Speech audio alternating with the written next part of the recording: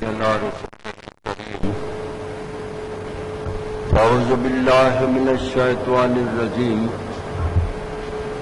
بسم الله الرحمن الرحيم. ألا إن أولياء الله لا خوف عليهم ولا هم يحزنون. صدق اللہ العظیم. میرے واجب الاحترام بزرگوں، دوستوں اور بھائیوں، جیسا کہ آپ کے ذہن میں ہوگا کہ گزشتہ جمعے بھی میں نے سیدنا عبدالقادر گیلانی رحمت اللہ تعالی علیہ کے بارے میں کچھ عرض کیا تھا، ان کی شخصیت کے بارے میں، ان کے مقام کے بارے میں کچھ عرض کیا تھا. تو آج بھی انہیں کے بارے میں کچھ عرض کرنا مقصود ہے. دوستو، بات یہ ہے کہ دنیا میں کچھ ہستیاں ایسی ہوتی ہیں جن کو اللہ تعالیٰ کی ذات بابرکات اس دنیا میں تبرکن عطا فرما دیتی. ان ہستیوں میں یہ بزرگان دین جو ہے، اللہ کے مقربین جو ہے، اللہ کے دوست جو ہے، وہ آتے ہیں. اور ان دوستوں میں سے بھی کچھ ایسی شخصیات ہوتی ہے کہ جو بہت قریبی دوست ہوتے ہیں، اللہ تعالیٰ کے اور اس کے محبوب بہت قریبی دوست ہوتے ہیں. ان دوستوں میں سیدنا عبدالقادر جیلانی رحمت اللہ تعالی علیہ کا نام گرامی بھی آتا. ویسے تو میں یہ ہمیشہ عرض کیا کرتا ہوں کہ یہ غوث الوقت جو ہوتے ہیں، غوث الوقت جیسے کہ ہر روز رات کے وقت ہر روز اللہ تعالیٰ کے محبوب کی کچہری لگتی ہے، جس میں آنے والے حالات اور واقعات جو ہوتے ہیں ان کا فیصلہ ہوتا. تو اس کچہری میں یہ غوث الوقت جو ہوتے ہیں وہ حاضری دیتے ہیں، ہوتے ہیں. غوث الوقت سے نچلا مقام قطب کا ہے، وہ بھی اوپر نہیں ہوتا. تو اب آپ اندازہ کیجئے گا کہ غوث کو قدرت نے یہ مقام عطا فرمایا، تو جو غوث اعظم ہوگا اس کا مقام کیا ہو؟ انتہا کرنے کا بلند و بالا مقام ہوتا ہے. غوث ہر دور میں ہوتے ہیں، کیونکہ جیسے میں نے عرض کیا تھا کہ جیسے ایک ولی ہوتا ہے، ولی کے اوپر ابدال ہوتے ہیں، ابدال کے اوپر اوتاد ہوتے ہیں، اوتاد کے اوپر نجیب ہوتے ہیں، نجیب کے اوپر نقبہ ہوتے ہیں، نقبہ کے اوپر کتب ہوتے ہیں، اور کتب کے اوپر غوث الوقت ہوتا ہے. تو اب اس کا مطلب یہ ہے کہ یہ غوث الوقت جو ہے اس کا کیا مقام ہے کہ اس میں جتنے بھی اسپرچل پارز ہیں ان کے ہیڈ جو ہیں وہ غوث الوقت ہوتے ہیں. اسی لیے صرف یہی حضرات جو ہوتے ہیں وہ ان کے محبوب کی کچہری میں جاتے ہیں. اور دوسرے کون جاتے ہیں؟ آپ لوگوں نے نام سنا ہوگا مجدد. یہ مجدد وہ ہستیاں ہوتی ہیں کہ جو اللہ تعالیٰ کے محبوب کے دین کی تجدید کرتے ہیں. جب دیکھتے ہیں اللہ تعالیٰ کی ذات بابرکات کہ دین میں رخنہ اندازی ہو رہی ہے یا لوگ اس طرف سے منحرف ہو رہے ہیں تو وہ مجدد بھیج دیتے ہیں. تو یہ مجدد جو ہوتے ہیں اپنے وقت کے، یہ بھی اس کچہری میں حاضری دیتے ہیں. اور اسی طرح 1000 سال کے بعد مجددوں میں ایک ایسی ہستی آتی ہے جن کو مجدد الف ثانی کہا جاتا ہے، یعنی 1000 سال کے بعد وہ ہستی آتی ہے، وہ بھی اللہ تعالیٰ کے محبوب کی کچہری میں حاضر ہے. تو یہ غوث، مجدد اور مجدد الف ثانی اور غوث اعظم جیسی ہستیاں جو ہوتی ہیں یہی صرف اللہ تعالیٰ کے محبوب کی کچہری میں حاضر دیتی ہے رات کو، ورنہ اور کسی کی حیثیت نہیں. کہ وہ اللہ کے محبوب کی کچہری میں حاضری دے سکے. اندازہ کیجئے گا یہ کیسا مقام ہوگا ان ہستیوں کا. اگر انسان ہی تو ہے نا, کوئی فرشتے تو نہیں نا, ہے تو انسان, لیکن انہوں نے کیا کچھ نہیں کیا ہوگا, اور اللہ تعالیٰ نے اور ان کے محبوب نے ان پر کیسی کیسی نعمتیں نچھاور نہیں کی ہوگی. رہتے ہیں دنیا میں ہی, دوستوں میں ہی, لیکن اپنا مقام ان کا اپنے سرفراز والا ہوتا, انتہا درجے کا مقام. اور یہ جو اسپرچل پاورز ہیں جن کا میں نے ابھی ذکر کیا ہے, ان کی سلیکشن اور ان کی پروموشن, ان کی ترقی جو ہے یہ بھی یہی کرتے ہیں. غوث الوقت اور غوث اعظم وہی کرتے ہیں. اب آپ کے سامنے میں ایک مختصر سا واقعہ بیان کرنا چاہوں گا تاکہ ہمیں یہ پتہ چلے کہ غوث الاعظم یا غوث جو ہوتے ہیں ان کو قدرت نے کیسا مقام عطا فرمایا ہوتا. یہ سیدنا عبد القادر جیلانی گیلانی رحمت اللہ تعالی علیہ کہ یہ معمول تھا ان کا یہ معمول تھا کہ ہر روز رات کو قریباً 3 بجے کے وقت پہ بیدار ہوتے اور تہجد کے لیے. تو آپ کے ایک مرید صادق الیقین تھے. مرید تو ہوتے ہیں نا پیروں کے, اور ایک ہوتے ہیں مرید اور ایک ہوتے ہیں مرید صادق الیقین. تو مرید کو پیر کچھ بات کہے تو وہ مرید مانے نہ مانے وہ مرید ہے, لیکن مرید صادق الیقین وہ ہے کہ پیر نے جو بات کہہ دی وہ پتھر پر لکیر, وہ مانتے ہیں. مرید صادق الیقین.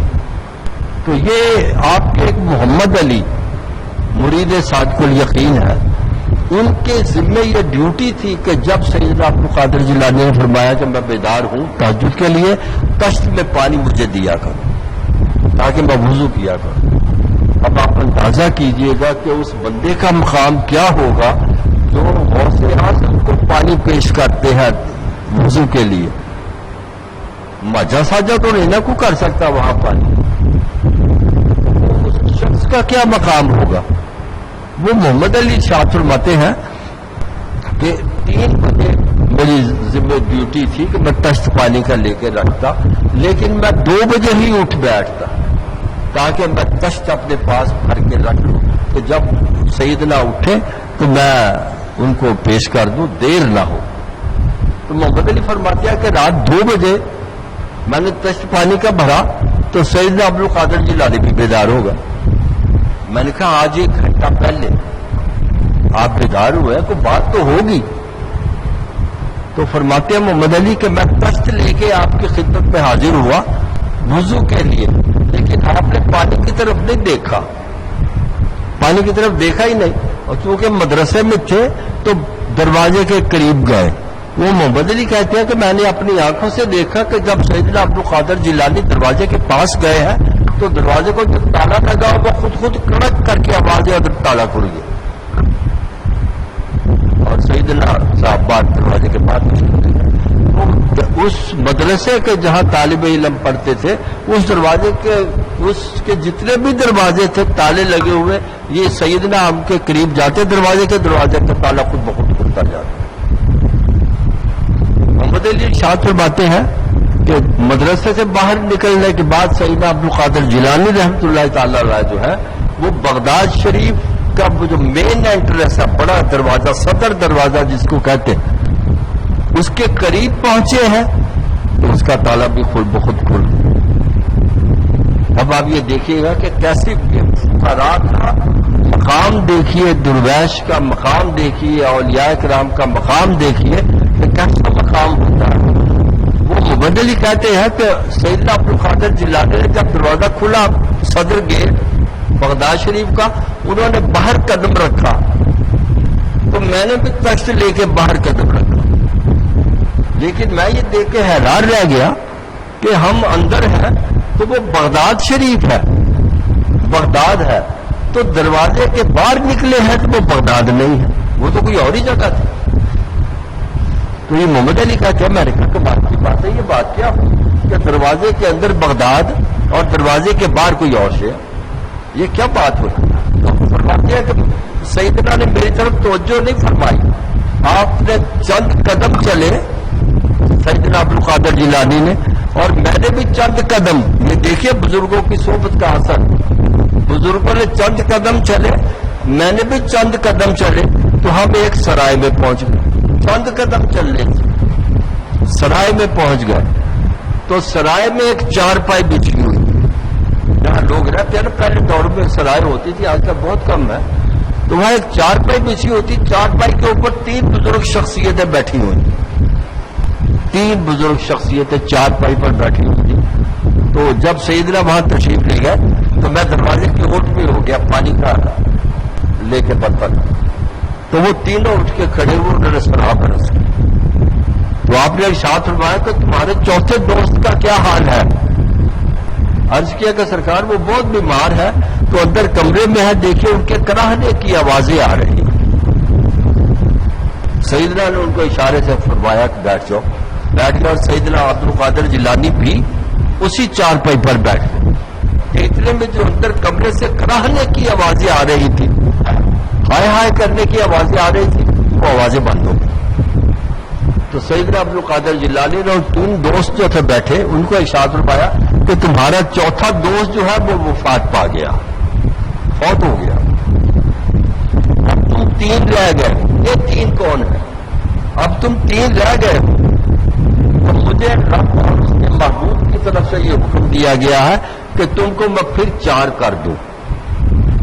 کیسے کروں 4؟ دیکھیے وہ کہتے ہیں نا کہ بعض اوقات بندہ جاگتے ہوئے کچھ حاصل نہیں کر سکتا، اور بعض اوقات رب تعالیٰ کا ایسا کرم ہوتا ہے کہ سوئے ہوئے کو بیدار کر کے نواز دیا جاتا.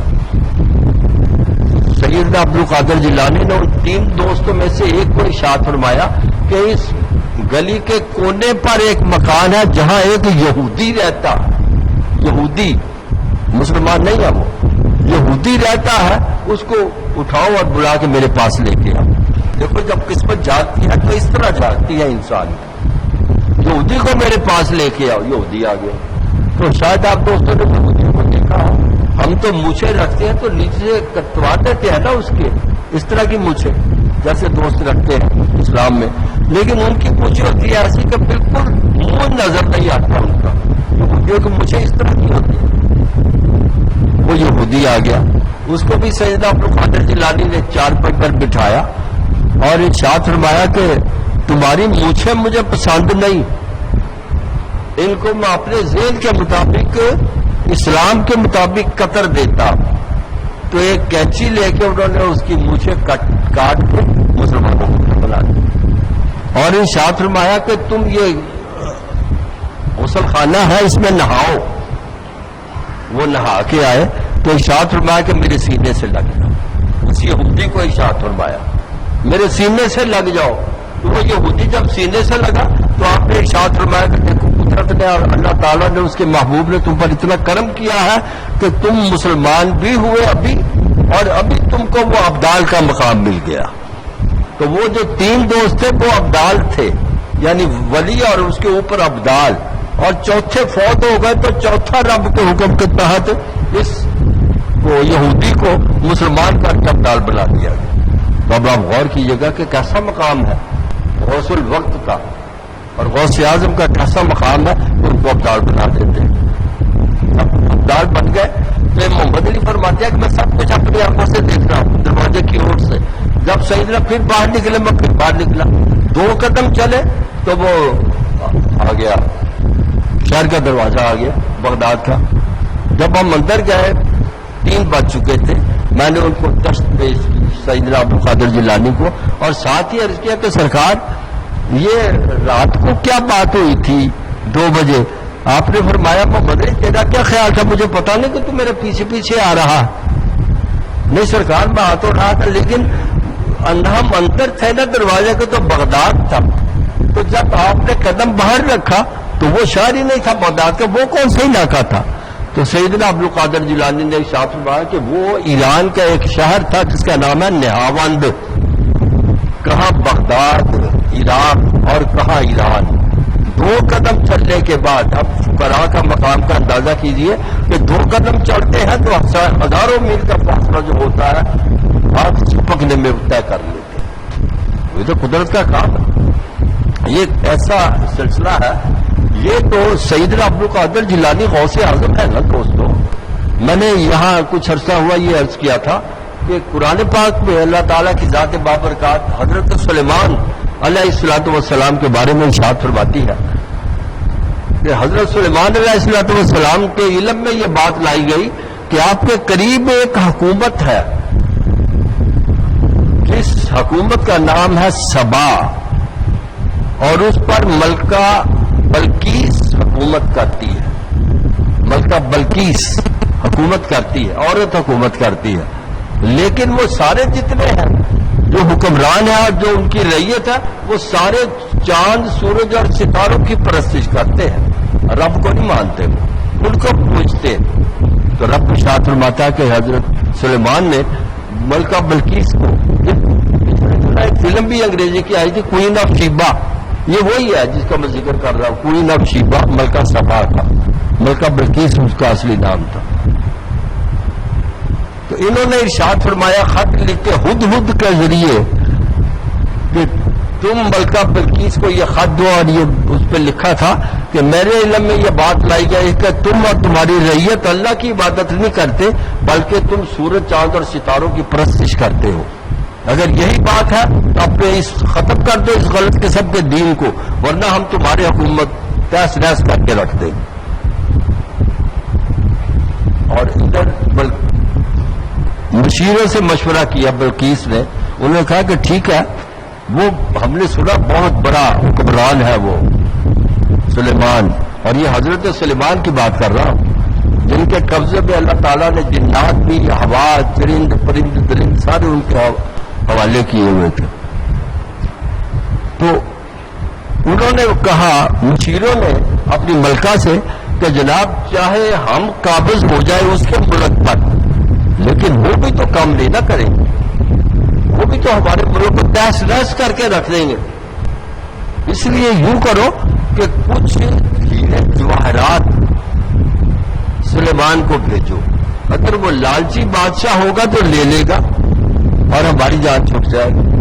اب ہیرے جواہرات پہنچے حضرت سلیمان علیہ السلام کے پاس, تو یہ کوئی بادشاہ تھے, یہ تو پیغمبر رب تعالیٰ کے دوستوں میں سے ان کا شمار ہے, انتہا درجے کے بلند و بالا مقام.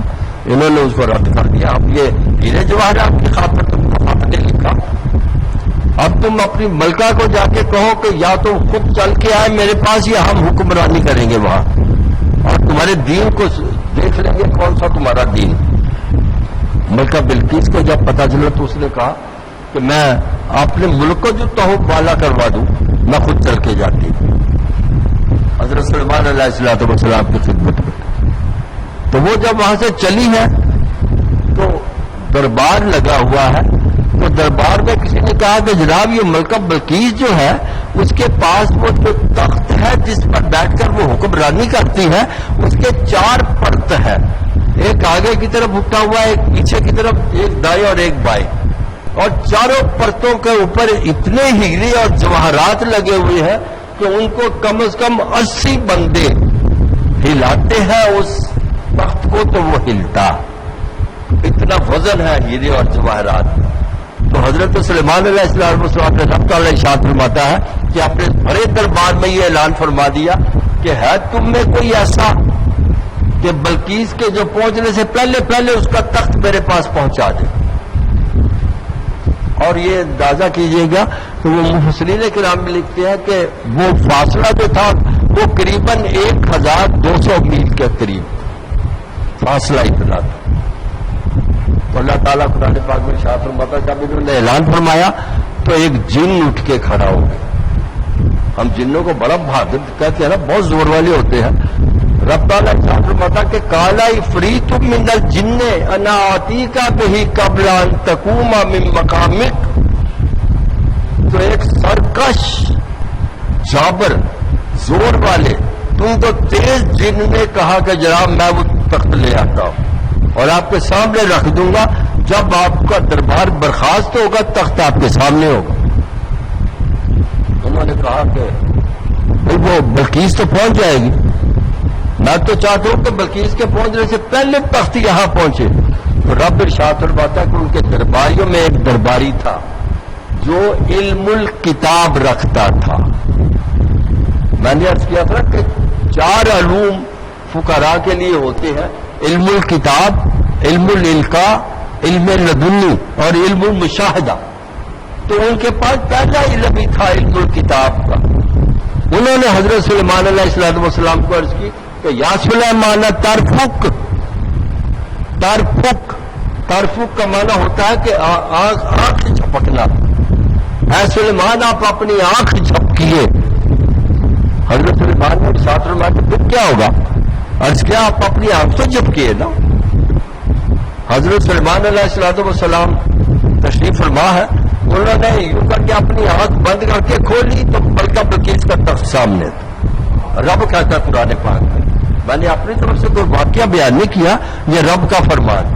تو اب آپ اندازہ کیجئے گا کہ یہ رب فرماتا کہ یہ میرے سلیمان علیہ السلام کی امت کا ایک ولی تھا جس کے پاس علم الکتاب تھا. تو ولی کا یہ مقام ہے کہ آنکھ جھپکنے کی دیر میں 1200 میل کا فاصلہ طے کر کے اس کو سامنے لے کے آ جاتا ہے. تو جس کے اوپر ہوتے ہوں گے مقام والے قدرت نے ان کو کیا مقام دیا ہوگا. اور اس کہنے کا مطلب یہ ہے کہ یہ اللہ کی برگزیدہ ہستیاں جو ہوتی ہیں، اللہ کے مقربین جو ہوتے ہیں، قدرت نے ان کو بہت بلند و بالا مقام عطا فرمایا ہوتا. اب آپ کے شاید دوستوں کے علم میں ہو کہ لاہور میں یہ بنگلور روڈ پہ ہے نا لاہور ہوٹل. لاہور ہوٹل کی بیک سائڈ پہ ایک بہت بڑا مزار ہے بڑے بزرگوں کا، جن کو عام طور پہ ٹانگے میں بیٹھے نا تو وہ ٹانگے والے کہتے ہیں شبدر مالی شبدر مالی. تو یہ شبدر مالی ان کا نام تو نہیں، ان کا نام تھا شاہ ابو الموالی. لیکن پنجابی میں یا ٹانگوں والے یا رکشوں والے یہی کہتے ہیں شبدر مالی چلو شبدر مالی چلو. تو یہ سیدنا عبد القادر جیلانی کے مرید خاص ہیں. غور کریں، یہ فرماتے ہیں کہ میں آپ کے درس میں بیٹھا ہوا تھا. سیدنا عبد القادر جیلانی رحمۃ اللہ تعالی علیہ کے اپنے پیر کے درس میں تھا. وہ درس عطا فرما رہے تھے، قرآن و حدیث کی باتیں، قرآن و حدیث کی باتیں بیان فرما رہے تھے کہ مجھے پیشاب کی حاجت ہوئی. یہ غور کریں ذرا کیسے کیسے بزرگ شخصیتیں ہیں. مجھے پیشاب کی حاجت ہوئی لیکن یہ سوء ادب تھا میرے لیے کہ میں اپنے پیر کی محفل سے اٹھ کے چلا جاؤں پیشاب کرنے کے لیے. میں وہی بیٹھا رہا. سیدنا عبد القادر جیلانی نے جب میری طرف دیکھا تو محسوس کیا کہ میرے اس مرید کو پیشاب کی حاجت ہے. شاہ ابو الموالی چھاتر بات رومال ہوتا نا اوپر لینے کے لیے چادر سی ہوتی ہے، رومال بنا ہوا. ان کے پاس بھی ایک رومال تھا. سیدنا عبد القادر جیلانی نے فرمایا کہ وہ رومال اپنا جو تھا وہ یوں کر کے جو پھینکا تو میرے سر پہ آ گیا. حضرت شاہ ابو الموالی فرماتے ہیں کہ وہ میرے سر کے اوپر آ گیا تو میں نے دیکھا کہ میں یہاں تو نہیں بیٹھا ہوا، جہاں درس ہو رہا تھا وہاں میں نہیں ہوں، بلکہ ایک جنگل سا ہے، اس کے قریب ایک نہر بھی بہہ رہی اور بہت سے درخت لگے ہوئے ہیں. میں نے کیا کہ اپنا رومال جو میرا رومال تھا وہ میں نے رومال ایک درخت کی ٹہنی کے ساتھ لٹکا دیا اور میرے ہاتھ میں جو تسبیح تھی وہ میں نے تسبیح بھی ایک ٹہنی کے ساتھ لٹکا دی اور خود پیشاب کیا. اور وہی نہر جو بہہ رہی تھی اس میں سے میں نے وضو کر لیا. وضو کر کے جب میں اٹھ کے ہاتھ آگے کیا رومال پکڑنے کے لیے تو سیدنا عبد القادر جیلانی نے اپنا رومال جو تھا وہ ہاتھ کا کھینچ لیا. تو فرماتے ہیں میں تو پھر اسی محفل میں بیٹھا ہوا، میں اسی محفل میں تھا اور سیدنا عبد القادر جیلانی نے اوپر سے رومال اٹھا لیا. میں بڑا حیران تھا کہ یا اللہ یہ کون سی جگہ تھی. تو فرماتے ہیں شاہ ابو الموالی رحمۃ اللہ تعالیٰ نے کہ کچھ عرصے کے بعد مجھے سفر پہ جانے کا اتفاق ہوا تو راستے میں میں نے وہی نہر دیکھی اور وہی درخت لگے ہوئے تھے. میرے ذہن میں آیا کہ یہ تو درخت وہی ہے جو خام میں وہ رومال کے نیچے تھے. فرماتے ہیں میں نے کہا کہ وہ میرے تسبیح یہاں لٹکائی تھی، رومال لٹکایا تھا، دیکھا تو میری تسبیح بھی ایک ٹہنی سے لٹک رہی تھی اور وہ رومال جو تھا وہ بھی ایک ٹہنی سے لٹک رہا. تو اب یہ کیا تھا؟ یہ بزرگان دین جو ہوتے ہیں، اولیاء کرام جو ہوتے ہیں، اللہ تعالیٰ کی مقربین شخصیتیں جو ہوتی ہیں، قدرت نے ان کو یہ مقام عطا فرمایا ہوتا. اسی طرح آپ کے بارے میں نے یہ پڑھا کہ آپ درس عطا فرما رہے تھے. سید عبد القادر جیلانی رحمۃ اللہ تعالی درس عطا فرما رہے تھے، تو درس دیتے دیتے درس کس آیت پر تھا؟ قرآن کی آیت ان اللہ مع الصابرین، کہ رب جو ہے وہ صبر کرنے والوں کے ساتھ ہے. اس پہ درس دے رہے سید عبد القادر جیلانی رحمۃ اللہ تعالی. تو وہ لوگ جو وہاں بیٹھے ہوئے تھے، وہ بھی تو کوئی ہستیاں ہوں گی نا، بڑی ہستی کے درس سن رہے تھے. تو وہ لوگ بیٹھے ہوئے تھے، تو سید عبد القادر جیلانی کیا کرتے؟ درس دیتے دیتے ہاتھ یوں کر کے مار دیتے، پھر کبھی ہاتھ ادھر مار دیتے. ہاتھ اس طرح 7 دفعہ انہوں نے اپنے پشت پر ہاتھ مارا. جب درس ختم ہوا تو لوگوں نے، مریدوں نے عرض کیا کہ سرکار یہ بات کیا ہوئی؟ آپ کو پہلی دفعہ دیکھا ہے درس دیتے دیتے پیچھے پشت پر ہاتھ مار رہے ہو، سرکار کیا بات تھی؟ آپ نے ارشاد فرمایا کہ میرا کرتا پیچھے سے اٹھا کے دیکھو کہ کیا ہے. تو جب دیکھا گیا تو وہاں ایک بچھو تھا. بچھو اس نے ایک جگہ ڈسا، تو آپ کی ارشاد فرمایا میں نے تو ہاتھ کے اشارے سے کہا اب دوسری جگہ جا. دوسری دفعہ ڈسا تو میں نے اشارے سے کہا اب تیسری جگہ جا. تو اس طرح اس نے 7 جگہوں پہ مجھ کو ڈسا. تو مریدوں نے عرض کیا، متقدین نے عرض کیا کہ سرکار کمال ہے، جب بچھو نے پہلی دفعہ ڈسا تھا ہمیں پہلے ہی ارشاد فرما دیتے اب ہم اس کو مار دیتے. آپ دیکھیے کیسی بات ہے. آپ نے ارشاد فرمایا کہ میں تم کو درس دے رہا تھا کہ اللہ صبر کرنے والوں کے ساتھ ہے. اگر میں ہی بھی صبرا ہو جاتا تو تم پر صبر کا اثر کیا ہوتا؟ اس لیے میں نے سب کچھ اپنی پشت پر برداشت کر لیا. 7 جگہ پہ میں نے ڈنگ والی اپنے آپ کو، لیکن صبر کا دامن ہاتھ سے نہیں چھوڑا. اب آپ اندازہ کیجئے گا کہ ہم کہیں بچھل، اور پھر قدرت نے دیکھیے سانپ ہے، مثال کے طور پہ سانپ ڈستا ہے تو اس کے اندر جو زہر ہوتی ہے وہ ڈسنے سے وہ ختم ہو جاتی ہے، پھر کچھ عرصے کے بعد جا کے پھر وہ زہر بنتی ہے. لیکن بچھو ایک ایسا حشرات الارض میں سے کیڑا ہے کہ ادھر اس نے ڈسا تو اس کے اوپر جو کنڈلی سی بنی ہوتی ہے اس میں پھر زہر بھر جاتا ہے. وہ جتنی دفعہ بھی ڈسے گا اسی وقت ہی اس کے اندر زہر آ جاتا. اس لیے اس نے 7 دفعہ سید عبد القادر جیلانی کو ڈسا، لیکن انہوں نے اف نہیں کی. درس اسی طرح جاری رہا. کیوں؟ تو وہ درس تو دے رہے تھے صبر پہ، اور اگر خود ہی وہ بے صبری ہو جاتے تو بات کیا بنتی. اسی طرح میں ان کے بارے میں دیکھ رہا تھا، سید عبد القادر جیلانی رحمۃ اللہ تعالی علیہ، عبد القادر، تو انہی کے علاقے میں، انہی کے شہر میں، بغداد شریف میں ایک سیٹھ صاحب تھے جن کا کپڑے کا کاروبار تھا. یہ دیکھیے یہ واقعہ میں نے پڑھا ہے، بڑے کمال کی بات ہے کہ ایسی ایسی ہستیاں بھی ہیں کہ وہ کپڑے کا کاروبار کرتے تھے، اور ان کے آگے جو بندہ رکھا ہوا تھا کپڑا کے تھان دکھانے کے لیے، ہوتا نا سیٹھ صاحب کا جو گدی پہ بیٹھے ہوتے ہیں نا، وہ کام کرنے والا آگے کو بندہ رکھا ہوتا ہے. وہ جو بندہ رکھا ہوا تھا اس کا نام تھا عبد القادر، ان کا نام عبد القادر. تو جب بھی کوئی گاہک آتا نا، سیٹھ صاحب آپ کی دکان میں فلاں کپڑا موجود ہے، تو وہ ارشاد فرماتے عبد القادر سے پوچھو، یعنی اعظم عبد القادر، اس سے پوچھو. تو جو بھی گاہک آتا عبد القادر سے پوچھو، عبد القادر سے پوچھو، عبد القادر سے پوچھو. اور ان کی زبان پر یہ اتنا چڑھ گیا عبد القادر کہ جب بھی کوئی بات ہوتی وہ کہتے عبد القادر سے پوچھو. مفسرین کرام یہ لکھتے ہیں کہ رب تعالیٰ کے فرمان کے مطابق کہ کل من علیہا فان ویبقی وجہ ربک ذو الجلال والاکرام، کل چیزیں فانی ہیں، سب نے مر جانا، لیکن باقی رہنے والی ذات جو ہے وہ رب تعالیٰ کی.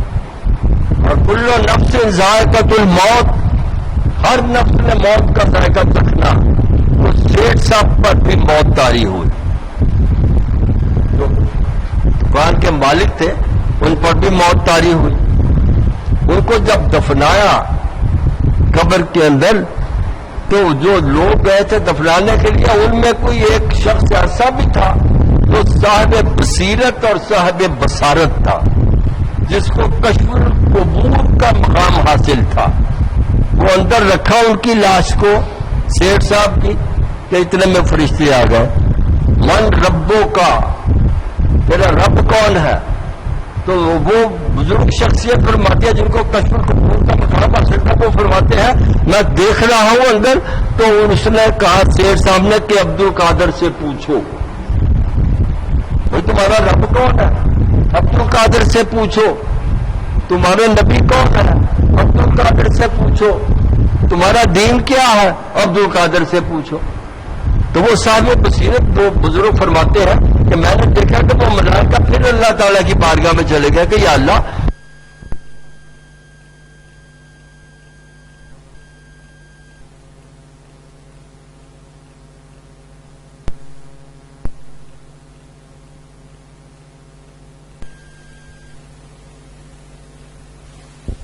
جواب میں اس نے کہا کہ عبد القادر سے پوچھو، عبد القادر سے پوچھو. یہ کیا بات ہوئی؟ یا نہیں عبد القادر کون ہے؟ رب نے ارشاد فرمایا پھر جاؤ پھر پوچھو. تو جب وہ پھر گئے ملائکہ پوچھنے کے لیے تو وہ بزرگ شخصیت فرماتی ہے کہ وہ جب فرشتے آئے پھر انہوں نے پوچھا کہ من ربوں کا، تو سیٹھ صاحب نے کہا کہ عبد القادر سے پوچھو. تو بزرگ شخصیت فرماتی ہے کہ میں نے اپنی آنکھوں سے دیکھا کہ سیدنا عبد القادر جیلانی تھے، وہ ان کی قبر کے اندر کھڑے تھے اور ملائکہ کو کہہ رہے تھے کہ میرا نام عبد القادر ہے، مجھ سے پوچھو.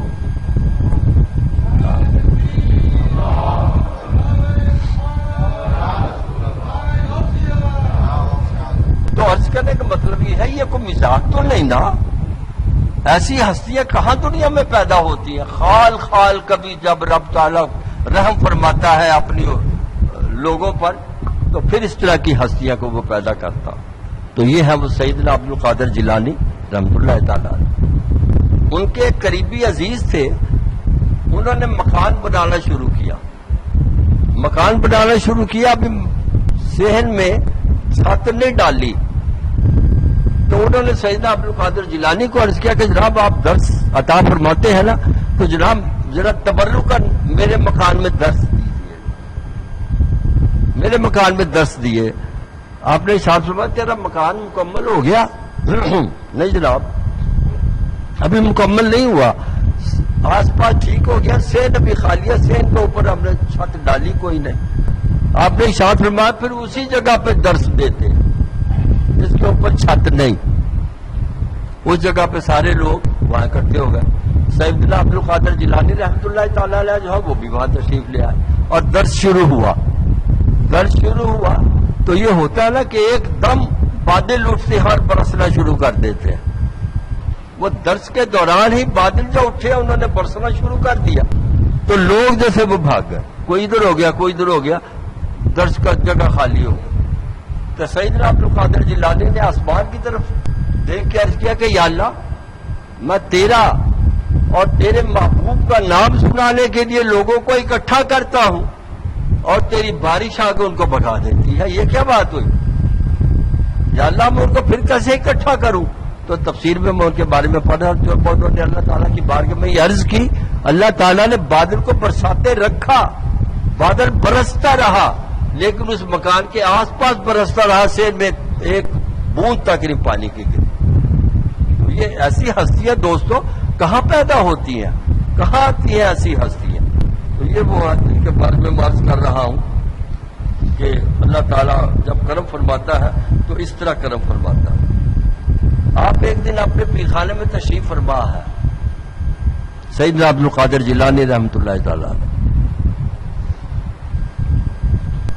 خیال آیا تو ارشاد فرمایا، ان کو خیال آیا کچھ تو ارشاد فرمایا، مرید معتقد سب بیٹھے ہوئے ہیں، آپ نے ارشاد فرمایا کہ میرا قدم میرے پاؤں جو ہے وہ تمام روئے زمین کے اولیاء کرام کے کندھوں پر ہے.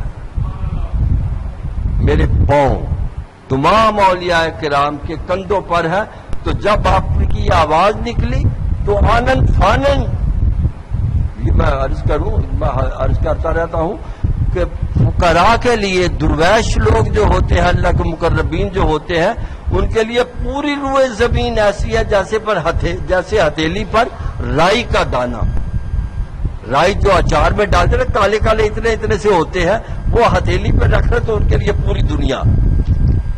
سیدنا عبد القادر جیلانی نے جب یہ دیکھا تو ایک بزرگ شخصیت ایسی تھی جنہوں نے کہا کہ میں تو خود بڑا بزرگ ہوں، میں نہیں مانتا کہ میرے کندھے پر سیدنا عبد القادر جیلانی کے پاؤں ہیں، میں نہیں مانتا۔ انہوں نے کشف سے جب دیکھا تو ارشاد فرمایا کہ چلو ساری دنیا کے بزرگوں نے مان لیا، یہ نہیں مانتا تو چلو نہیں مانتا، میرے پاؤں اپنے کندھوں پر نہیں مانتا تو پھر اس کے کندھے کے اوپر خنزیر ہوگا۔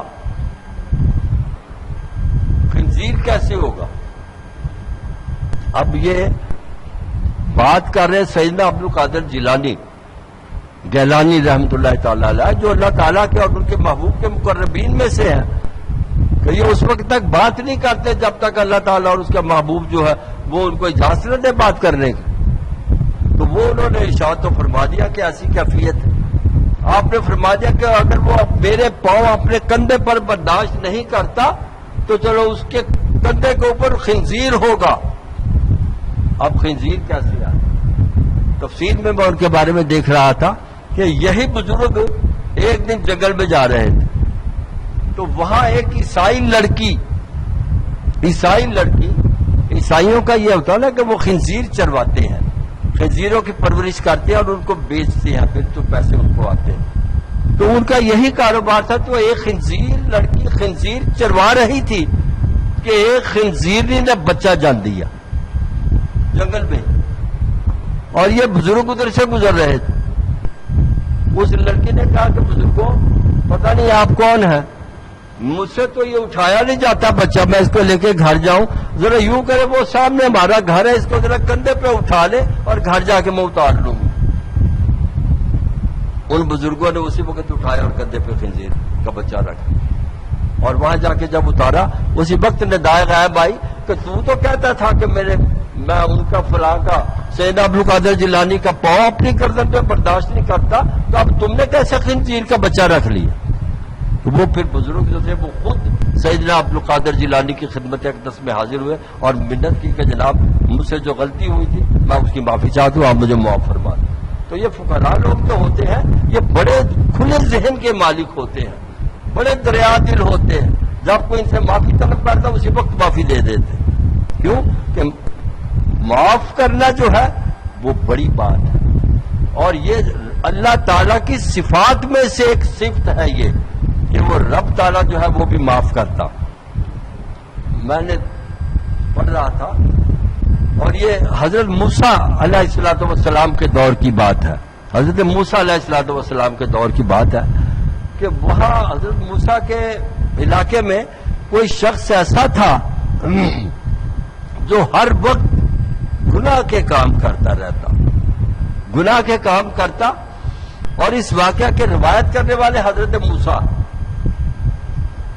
علیہ السلام، وہ فرماتے ہیں وہ گناہ کا کام کرتا پھر اللہ سے معافی مانگ لیتا، پھر گناہ کر لیتا پھر اللہ سے معافی مانگ لیتا، یعنی معافی ضرور مانگتا، وہ گناہ بھی کرتا اور معافی بھی ضرور مانگتا۔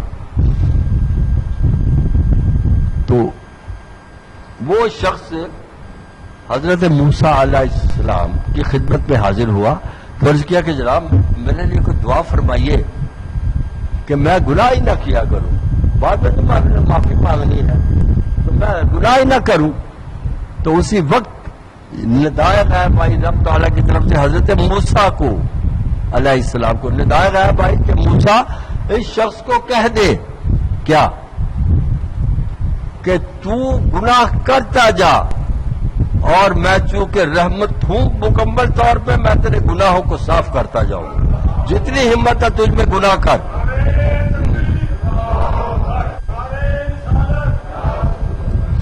تو وہ شخص نے جب بھی اس کو پیغام دیا گیا کہ رب کی طرف سے یہ پیغام آئے تو کر گناہ، میری رحمت چھوٹی تو نہیں نا، میں تیرے گناہوں کو اپنی رحمت سے دھو ڈالوں گا، تو کرتا جا گناہ۔ تو اس شخص کو جب پیغام ملا حضرت موسیٰ علیہ السلام کا، وہ اس نے کیا کیا کہ اپنے ہاتھوں میں بیڑیاں اور پاؤں میں بھی بیڑیاں ڈال کے ایک پہاڑ کی کھو میں جا کے چھپ گیا، میں یہاں چھپ جاؤں گا پھر تو نہیں نا گناہ کروں گا۔ وہ وہاں جا کے چھپ گیا۔ تو پھر اللہ تعالیٰ کی بارگاہ سے حضرت موسیٰ علیہ السلام کو یہ ارشاد ہوا کہ موسیٰ وہ میرا یار ہے، دیکھو اس نے ہاتھوں میں کڑیاں پہن لی اور پاؤں میں بھی ہاتھ کڑیاں ڈال لی، اس نے پاؤں میں ڈال لی ہے، اس کو باہر آ، اور تو ہمت ہے تو کرتا جا گناہ، تجھے میں گناہ سے تھوڑا روکتا ہوں، تو کر گناہ، میں غفور الرحیم ہوں، میں تیرے گناہ کو بخشتا جاؤں گا۔ جب حضرت موسیٰ علیہ السلام نے ان کو جا کے کہا کہ رب کی طرف سے پھر تمہارے لیے یہ پیغام آیا ہے، تو اس نے اسی وقت سچے اور خلوص دل کے ساتھ توبہ کی اور اپنی اتار کے ہتھ کڑیاں بھی اور پاؤں میں جو لگائے ہوئے تھے وہ چھوڑ دیا، اور ایسی بزرگ شخصیت بن گئی کہ اللہ تعالیٰ کے دوستوں میں ان کا شمار ہونے لگا۔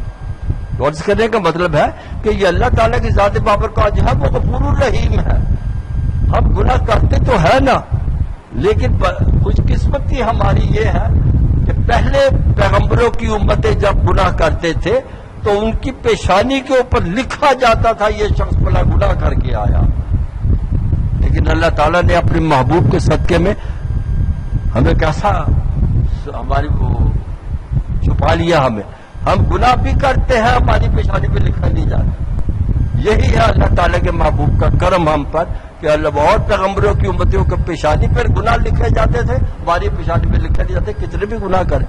اور پھر اس کے بعد جب ہم اللہ تعالیٰ کی بارگاہ میں معافی طلب کرتے ہیں تو اللہ تعالیٰ یہ نہیں کہتا میں نہیں معاف کرتا، وہ کہتا تم آؤ تو صرف میرے قریب تو آؤ نا، میرے قریب آؤ، مجھ سے گناہوں کی معافی طلب کرو، میں تمہارے گناہ معاف کر دوں گا۔ تو پوچھا گیا کہ جناب کس طرح ہم اللہ کو عرض کریں گناہ معاف کرنے کے لیے، دعا کریں یا کچھ اور کریں؟ تو اللہ کی بزرگ شخصیتوں نے ارشاد فرمایا کہ تم یوں کرو، کیا کہ تہجد کے وقت اٹھو، تہجد ادا کرو، اور پھر تہجد ادا کرنے کے بعد بارگاہ خداوندی میں سجدہ ریز ہو جاؤ۔ تہجد پڑھ لی تو سجدہ کر دو، اور سجدے میں جو تم نے گناہ کیے ہیں ان گناہوں کو یاد کر کے اپنی آنکھوں سے آنسو بہا۔ اب ہم کہتے ہیں ہم نے گناہ نہیں کیے، کہاں ہم نے گناہ ہوتے؟ گناہ تو ہوتے ہیں، چھوٹے بڑے گناہ انسانوں سے ہوتے رہتے ہیں۔ اپنے گناہوں کو یاد کر کے تو اپنی آنکھوں سے آنسو بہا دو، اور رب فرماتا ہے کہ پھر تم دو باتیں کرتے جاؤ، آنکھوں سے آنسو بھی بہاؤ اور دو باتیں کرتے جاؤ۔ کیا کہ یا اللہ میں گناہگار ہوں اور تو غفور الرحیم، یہ کیا بندہ یہ کہتا جائے کہ یا اللہ میں گناہگار ہوں اور تو غفور الرحیم ہے، یعنی اپنے گناہوں کا اعتراف کرے، تو رب ارشاد فرماتا ہے کہ پھر میں اپنے ملائکہ کو اپنے پاس اکٹھا کر کے ارشاد فرماتا ہوں کہ دیکھو فلاں مکان میں بندہ کیا کہہ رہا ہے۔ ملائکہ عرض کرتے ہیں یا اللہ وہ یہ کہہ رہا ہے کہ میں بڑا گناہگار ہوں اور تو غفور الرحیم ہے۔ تو رب ارشاد فرماتا ہے میرے ملائکہ وہ بندہ یہی کہہ رہا ہے نا کہ میں گناہگار ہوں اور تو غفور الرحیم ہے، ہاں جی وہ یہ کہہ رہا ہے۔ تو رب ارشاد فرماتا ہے میرے ملائکہ میں نے خود بھی تو قرآن پاک میں یہی ارشاد فرمایا نا، کیا کہ لا تقنطوا من رحمت اللہ ان اللہ یغفر الذنوب جمیعا انہ هو الغفور الرحیم۔ کیا انسان تم میری رحمتوں سے نا امید مت ہو، لا تقنطوا من رحمت اللہ، تم اللہ کی رحمتوں سے نا امید مت ہو، ان اللہ یغفر الذنوب جمیعا، ذنوب جمع ذنب کی، ذنب کے معنی گناہ، اور جمیعہ کے معنی اگلے پچھلے۔ رب فرماتا ہے میں تیرے اگلے پچھلے گناہ سارے معاف کر دوں گا، کیوں؟ انہ هو الغفور الرحیم، کیونکہ میں غفور الرحیم جو ٹھہرا۔ تو میرے ملائکہ میرا بندہ بھی یہ کہتا ہے کہ تو غفور الرحیم ہے، اور میں نے بھی یہ کہا میں غفور الرحیم ہوں، تو اے ملائکہ تم گواہ ہو جاؤ اس بات پر کہ اس شخص کے میں نے سارے گناہ معاف کر دیے۔ اور اس کو میں نے اپنے یاروں میں شامل کر لیا، اپنے دوستوں میں شامل کر لیا۔ تو میں یہ عرض کیا کرتا ہوں کہ کسی کو پیار کرنا، کسی کو اپنا ہم خیال بنانا انسان کو دنیا میں بڑا مشکل ہے، لیکن رب کے سامنے ذرا دو آنسو بہا دو، وہ اسی وقت پسیج جاتا، اسی وقت اس کے گناہ معاف کر دیتا۔ تو عرض کرنے کا مطلب یہ ہے کہ وہ ہمیں چاہیے، میں یہ نہیں کہتا کہ آپ گناہ گار ہیں، یقیناً آپ بڑے معتبر قسم کی شخصیتیں ہیں، بہت اونچی حیثیت کے مالک ہیں، لیکن پھر بھی کوئی نہ کوئی لغزش تو ہو ہی جاتی ہے نا۔ تو اللہ تعالیٰ کو اپنا ہم خیال بنانے کے لیے، اللہ تعالیٰ سے اپنے گناہ اور ذنب کو معاف کرانے کے لیے کوشش یہ کیجیے گا کہ تہجد کے وقت اٹھ کے تہجد ادا کرنے کے بعد بار گیا خداوند کو سجدہ ریز ہو کے یہ دو لفظ بار بار تکرار کیجیے گا کہ یا اللہ میں گناہ گار ہوں اور تو غفور الرحیم ہے۔ پھر دیکھیے اس کی غفور الرحیمی جو ہے وہ کیسے کمال دکھاتی ہے۔ تو اللہ تعالی ہم سب کو توفیق عطا فرمائے کہ ہم بزرگان دین کے نقشے قدم پر بھی چلیں اور اللہ تعالیٰ کے حضور میں اپنی نماز عاجزانہ بھی ادا کریں۔ وہ مولانا رب العالمین۔